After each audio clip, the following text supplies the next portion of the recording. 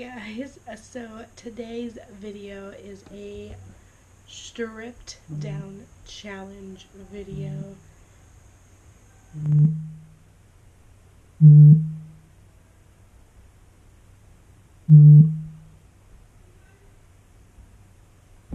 And basically, that means that I cannot edit this video in any way. I can't add music, sounds, pictures. What happens. Any mistakes I make, they stay. If I have to stop because, people next door are singing very loudly, which I don't know if you can hear that, but that's why I was stopped. Yeah, I cannot stop for anything, so it's gonna be interesting. So on Twitter, I put out are there any topics you like to talk about that don't be makeup related? And I have a few things I'm going to talk about. So this video is inspired by Madison Axford, and I'll leave her one. She did one. It's the summer of 2017 one, and I'll link it down below if I remember to do it, which I hope I will. But yeah, let's see. So one of the first things is a college tips and tricks type thing that, and I'm sorry about my makeup, like my eye makeup. I'm sorry if it distracts you. I'm very sorry.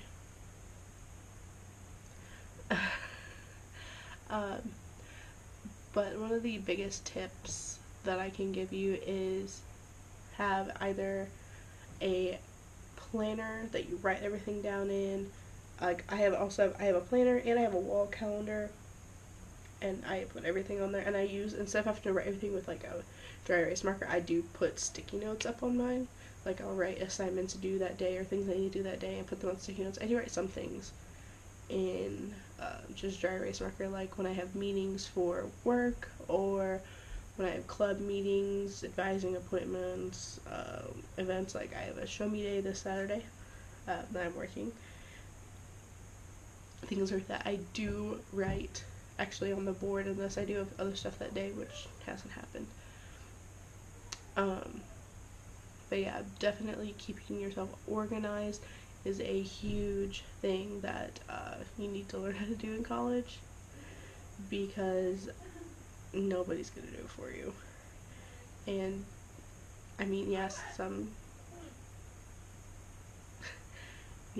teachers will remind you about assignment due dates, but most won't, and they'll give you a syllabus at the beginning of the semester, and if you forget, they'll be like, well, it was on the syllabus, and you should have known. So, for one, definitely keep your syllabus. Always keep your syllabus. And I color code my classes. And if you are going to do that, I would recommend getting erasable pens, because the syllabus says this date, they generally don't move due dates forward, but sometimes they'll push them back. And if that's the case, that benefits you. But if you have it written in regular pen, it's kind of a pain in the butt to have to go through and change it. But, you can. And I do, for my personal stuff is I do color code my classes. So one class, everything's written in purple pen, that's when it's due, and another class, everything's written in pink pen. And my binders, for the most part, correlate, but on Tuesdays and Thursdays, I have 3 classes in the same building. So I have all 3 classes just in like a big 2-inch binder, and it's color coded to one of those classes. But the other 2 binders that I have that are separate, they are color coded to the subject. Like what I write in my planner. So like I have a purple binder, the stuff in my planner that's in purple, that's, oh my goodness, that is what is written in purple. Another thing is if you have classes, if don't book classes back to back unless they're either in the same building or very, very close. Because last semester, like here, your first semester, you don't really make your own schedule. You add like one class, and then because they've made the rest of your schedule for you. Well, it ended up being that I had a class, two classes across campus, 10 minutes apart. So I had to like sprint across campus, and when it rained, yeah, it was a good old time when it rained.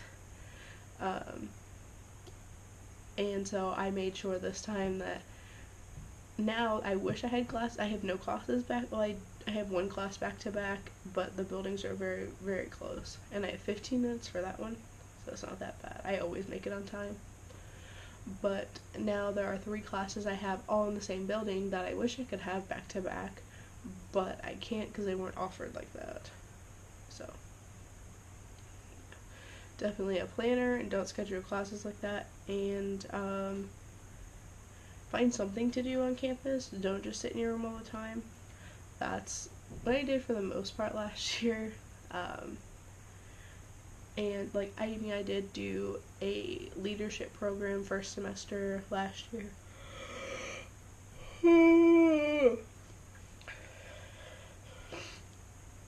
But second semester, basically I just hung out in my room all the time. And like first semester I had a roommate at least, but second semester last year I did not have a roommate, and like right now I don't have a roommate, but it's nice.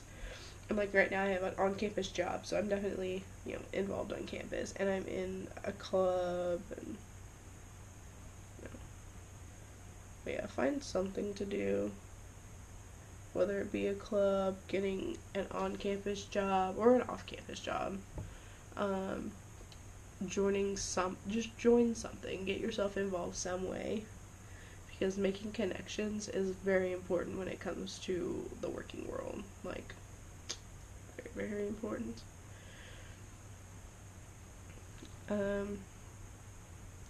So the one that I am inspired, like I watched that I was inspired by, she talked about, being confident and how important being confident is. And, I definitely agree with that. Like, I agree that, being confident is very, like, something that's very important. Which is not something that I, really have. I'm not a very confident, outgoing person. I never have been. But I feel like more so now that I've gotten involved on campus and I'm working on campus, which I'm actually like a campus tour guide, so like I have to show you all around campus. I feel like I've built up my confidence in just like before I would barely talk to anybody. Like if I talked to you and had like a conversation with you that wasn't about like an assignment, that was pretty, like last year that was pretty big for me. It's because, I'm not very outgoing. I don't really, go out of my way to, have conversation, things like that, just because it's just never how I've been. But I feel like now I'm a lot, more comfortable doing things like that. And like, if I'm in a group setting or like in a classroom, or if I'm having a meeting of some kind and there's like a group talking about something, like I'll just go up and join, their conversation now. And before that was like not something I would have done. So I definitely think I've gotten more confident. I'm not totally confident. Like I won't just like, if there's a stranger standing there by themselves, I don't just go up and like start having a whole conversation with them. But, if people start talking to me, I'm not gonna not talk to them. So, I mean, I've definitely grown some as a person since I've been here. But confidence is a very important thing, because if you are very timid, for one, if you need help, it's gonna be very hard for you to get help if you don't ask somebody. but also, if making connections, like I said, is very important in like a business, aspect. And like, I'm going to school to be a teacher, and teachers, a lot of times will interact with each other and like get ideas from each other for lessons and lesson plans and things like that. And I think it's very important to build that, community sense, and like have people that maybe they teach at other schools, but as far as like the state of Missouri goes, there's the Missouri Learning Standards, and basically you have to somehow teach the stuff that is required in the Missouri Learning Standards. So then if you have a teacher who teaches in another school in Missouri, they kind of, correlate. I'm sorry about my hand.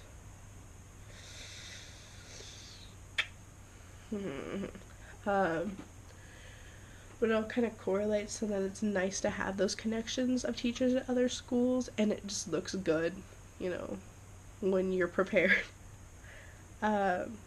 Oh, that's another like college tip thing. Be prepared. If your teacher has you get the textbook, bring your textbook. They want you to have a specific notebook for that class, have it. Because generally there's a purpose behind it. Yeah, there'll be some classes where you'll get your textbook and then they're like, oops, you don't even need it, blah blah blah. But I have not had a class yet that we did. I have not had a class yet, but I have not used my textbook at all. So, I mean, it's very important to make sure you have what you need for class. I don't know. I definitely think. So then another thing was like, thoughts on current issues and things like that. And I'm not really one to, push my viewpoint. I don't generally share my viewpoint about controversial things just because I don't want to have to deal with the aftermath of people getting mad or people being like, woo, yeah, blah blah. I just don't mess with that. It's because it's easier for me if I don't.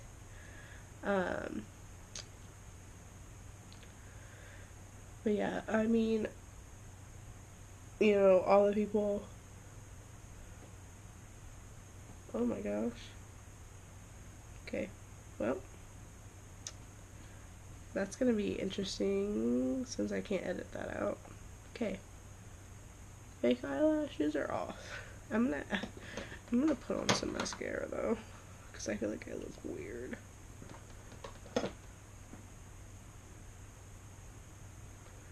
I mean, really, I kind of look weird anyway, so. There you go.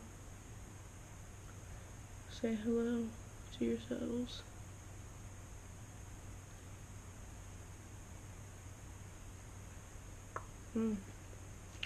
Questionable.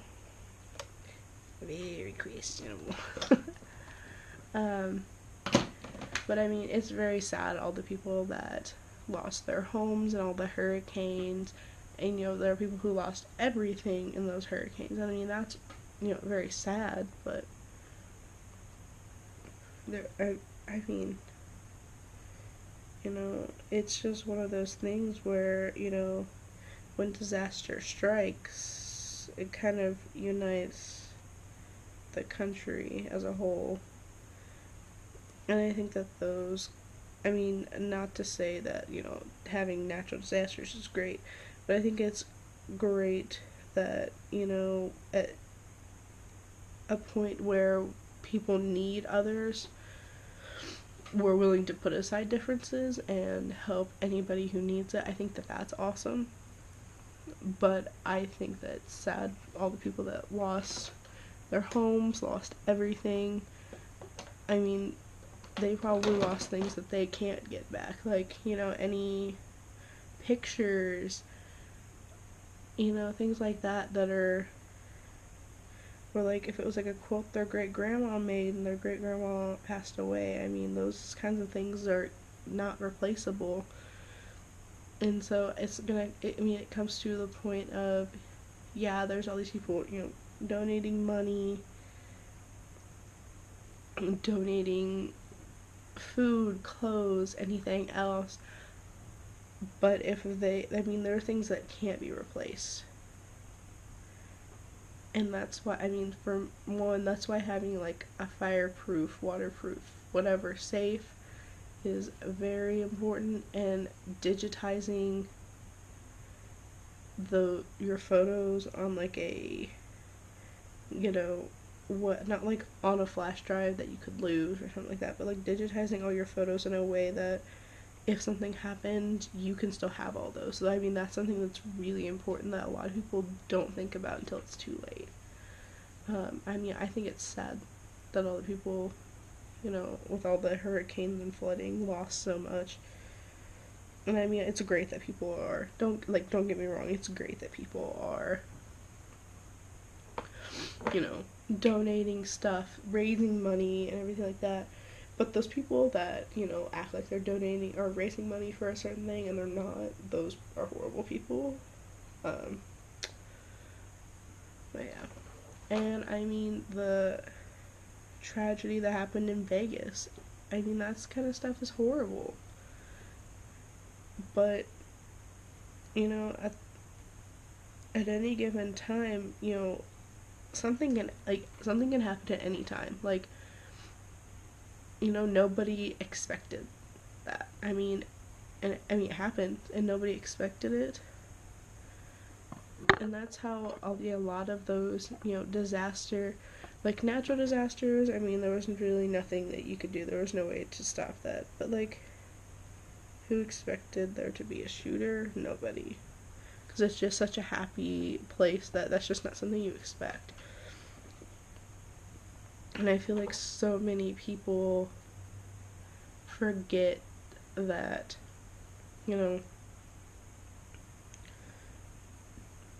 just because, people are saying we should have stricter gun laws. I'm not gonna say whether I think we should or shouldn't. I'm just gonna say that if we did, regardless, a criminal is going to, or if a criminal or somebody who has the intent to hurt someone else isn't necessarily going to abide by the law. Like, people get illegal things all the time. Like, people get pot. It's illegal in some places, but they still do it. People get illegal movies, illegal music. But, it's not necessarily that you're a criminal if you use, like, illegal music. Technically, you are. But, like, I'm just saying those who have the intent to do things will do them whether it's illegal or not. And that's something that a lot of people, I don't know if a lot of people don't get that, or if they think, people will change. And it'd be awesome if people could change and we didn't have to have things like, if people could actually be responsible with guns and not shoot other people, there wouldn't even be a question about, should we have stricter gun laws, or should we have this, should we have this. If people could just be responsible and be, good people. But there's always going to be bad people. And yeah, can somebody who was formerly like a really bad person become a good person? It's hard to say. But I definitely think that, that would take it would take a process. Like, you can't just be like, if you were a horrible person, like somebody who like murdered a whole bunch of people, and then they wake up one morning and be like, oh, I'm a good person. Like, it's not gonna happen like that. But if it's something that they want, they'll make it happen. And yeah, there's always gonna be bad people, there's always gonna be good people. Somebody who's good can become bad at any point, and somebody who's bad can become good at any point. Like, there are those stories you hear that, like, somebody was like a criminal, but then they like saved the lives of a whole bunch of people. Like, people can be, if they, whatever people want to be, that's, I mean, if you want to be a good person, you have to work to be a good person. If you want to be a bad person, you have to work to be a bad person. Like, if people were to put as much work into being a good person as they did into, like, oh, let me put this up on Instagram, and let me put this up on Twitter, and let me comment on, this person's post and tell them why they're wrong. You know, if people use that time and effort that they put into doing all that to be a good person, things would be a lot better.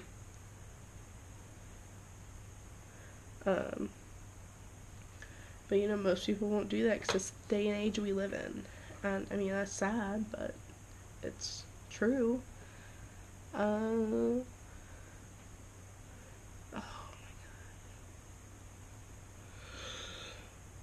my god. I feel like I can keep going on and on and on, but I think I'm going to end this here. Thank you for watching my first stripped down challenge video. I think I'm gonna try and do these the first Friday of every month. Just so that way, you know, we can start off a nice fresh month. Well, I'll see you guys on Monday. Bye.